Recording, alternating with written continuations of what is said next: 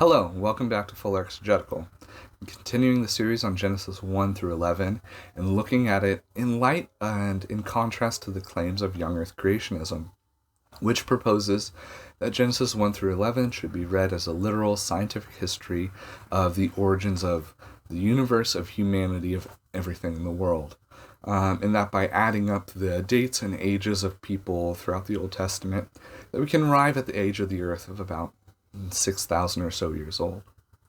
Last week, we talked about Genesis 1 and 2, the two creation accounts in Genesis, the creation of the world, as well as the way that the original readers of Genesis would have understood the shape of the world and how they would have understood Genesis.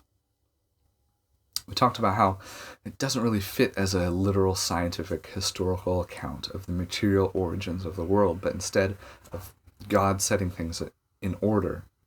It makes a theological point about the type of God we're talking about and how he relates to creation, to humanity.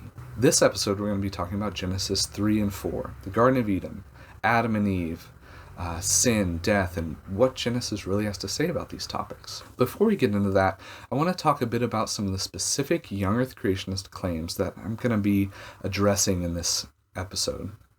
The first is that creation was absolutely perfect in its initial state. We talked about this a little bit last time, but we're going to be contrasting the actual claims of Genesis with this idea of perfection, if that's really the best way to describe what we see in Genesis.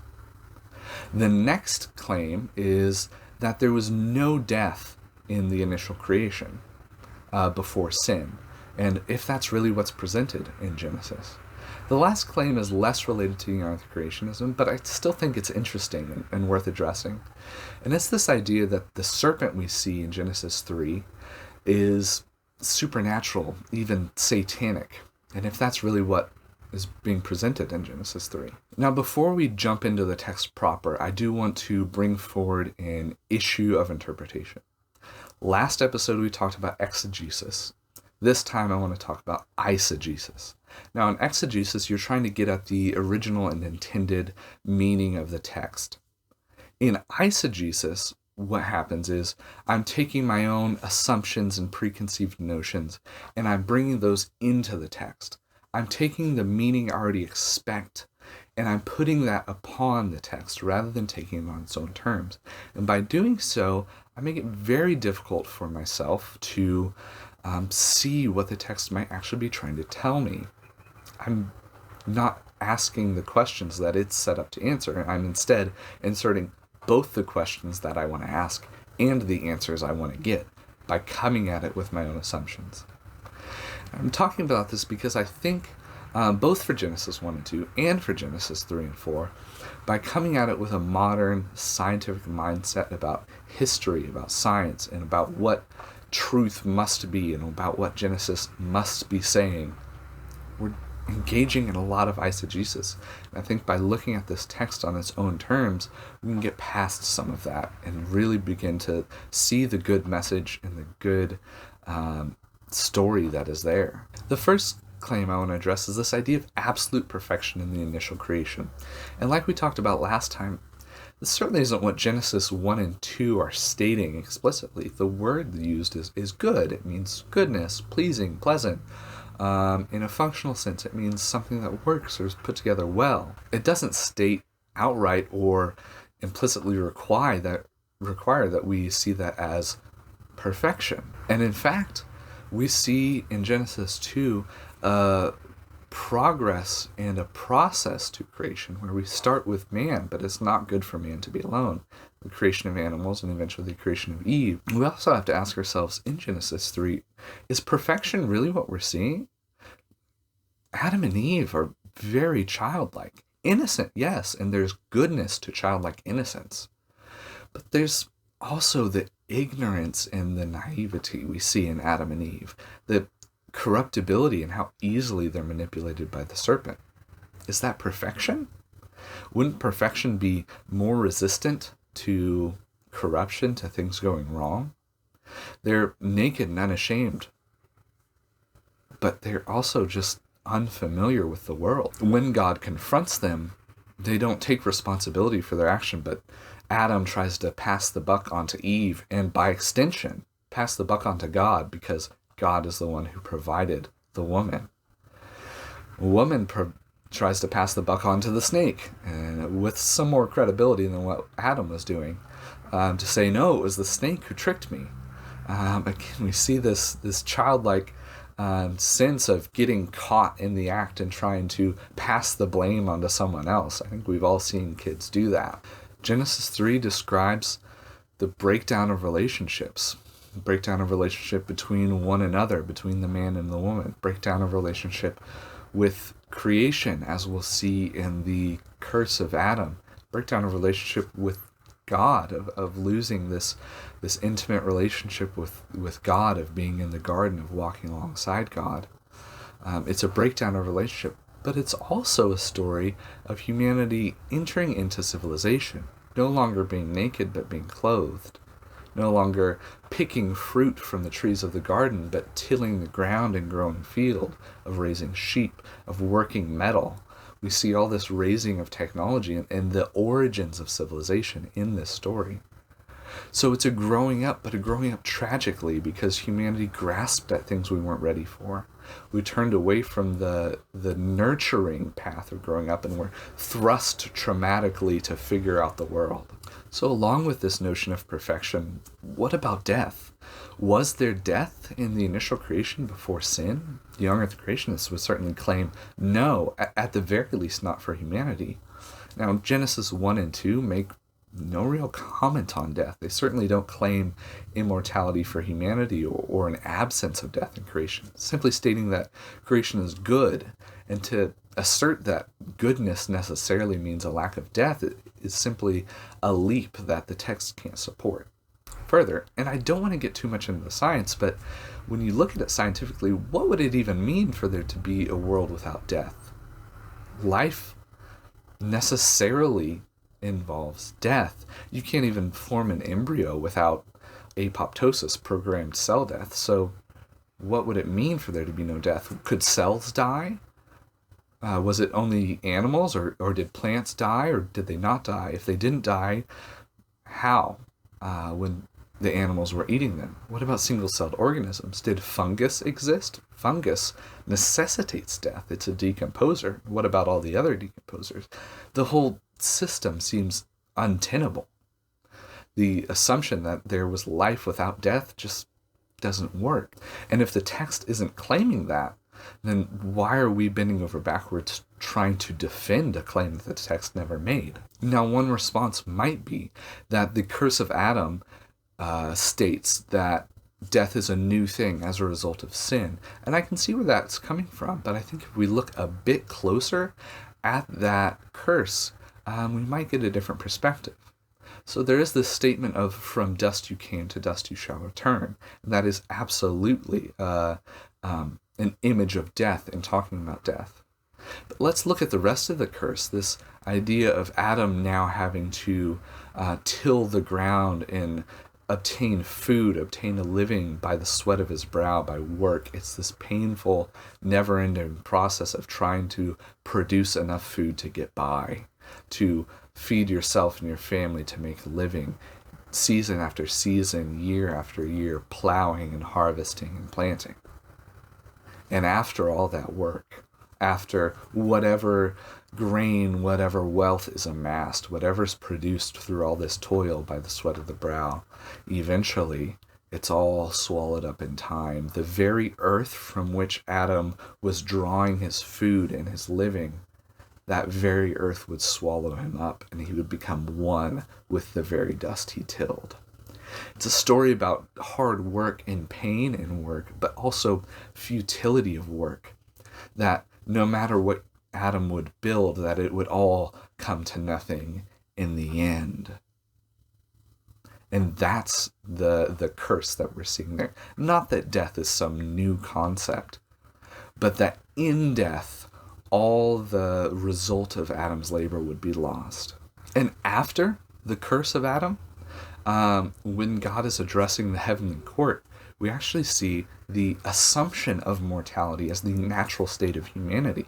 It is access to the tree of life that could prevent death in humanity, that could offer immortality to humanity. But the idea of aging and eventually dying, is acknowledged and explicitly stated as the natural state of humanity that would need some remedy to avoid. So far from stating that there was no death before sin, Genesis actually assumes and states the opposite. Now, in talking about the curses, I do want to address the curse of the woman. It's less related to young Earth creationist claims specifically, but there are a lot of claims made about this passage and related to this passage, so it's worth talking about. Now, the idea of pains in childbearing and laboring to bring forth children is actually very much related to the curse of Adam. Both the man and the woman are facing pain and work and labor in bearing fruit, just in different senses. Adam bringing forward fruit from the ground, bringing forth food. Eve in bringing forth children. Both of them now in the same good functions that they were given by God in Genesis 1 and 2 are facing difficulty and pain and tragedy in those same functions. The relationship between humanity and creation, between humanity and their proper work within the world, is breaking down.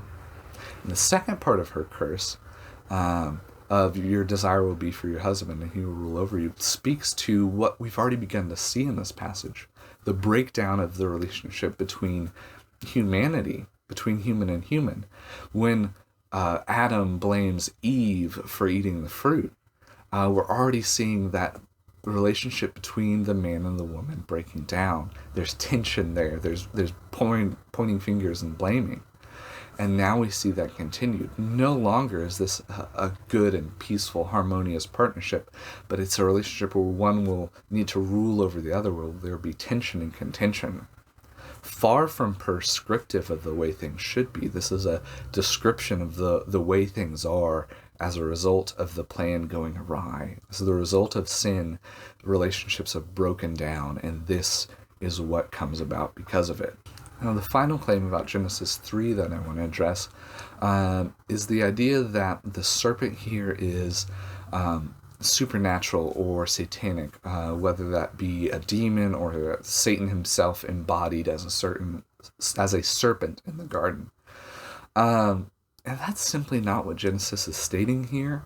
The serpent is described as a wise or shrewd creature, the wisest and shrewdest of God's creatures, but still a creature, an animal, a part of creation.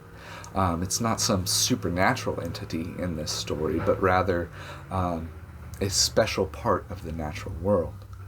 And further, what the serpent says is not entirely false. The serpent correctly predicts that by eating the fruit, that Adam and Eve will gain this knowledge of good and evil. It just leaves out the consequences of grasping that knowledge without being mature enough to handle that wisdom. Also, the serpent correctly predicts that they wouldn't be executed or they wouldn't immediately die upon eating the fruit, but leaves out what you will surely die may mean. This idea of being separated from the source of life, from the garden, the breakdown in relationship with God, and denial of what they could have had.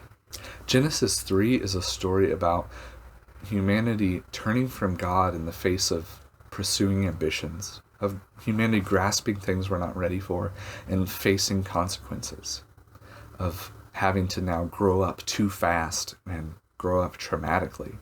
It's a story about the breakdown of relationships between humanity and creation, each other, and God. In Genesis 4, we see this breakdown relationship not now in the husband and wife, the man and woman, but between two brothers, Cain and Abel.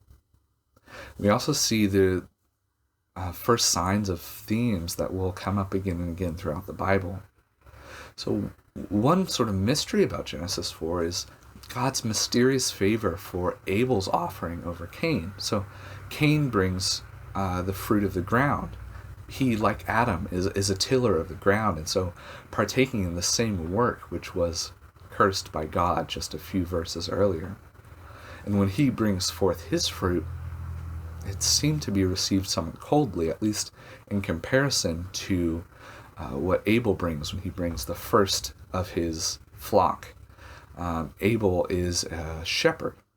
And there's a couple explanations for why God may have favored Abel over Cain. Although I will say, I think leaving that so ambiguous is an intentional choice in the text, that there is no answer offered by God as to why the situation is the way it is.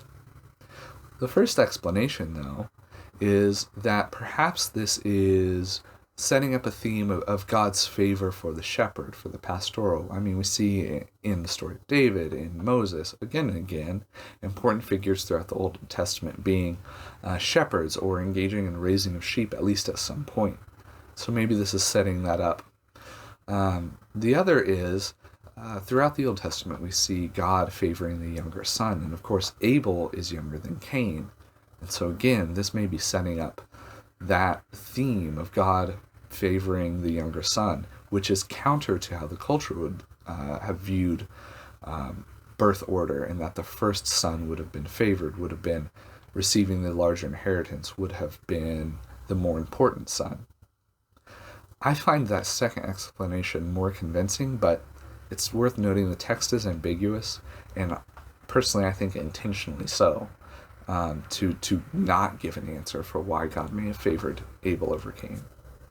But regardless, that's the situation we're presented with, and Cain is distressed and frustrated and angered by God's apparent favor for Abel. And so God addresses him.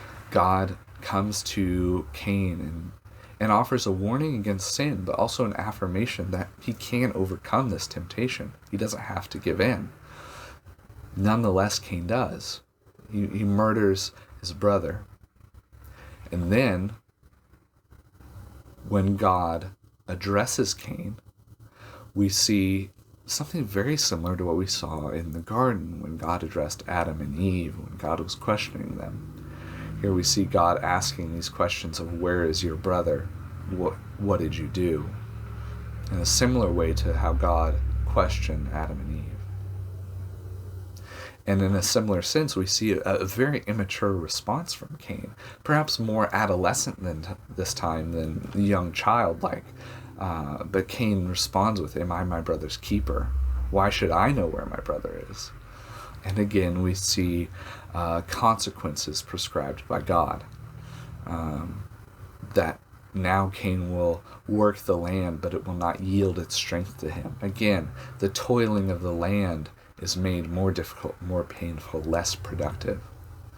And Cain fears this consequence. He fears that someone will retaliate against him, that he will be killed for being a pariah, for being the murderer. Interesting that that very fear implies something about Genesis 1 through 4 at the very least, that there must be more people than are accounted for by simply Adam and Eve, Cain and Abel. There must be a society of some sorts for Cain to have people he needs to be afraid of.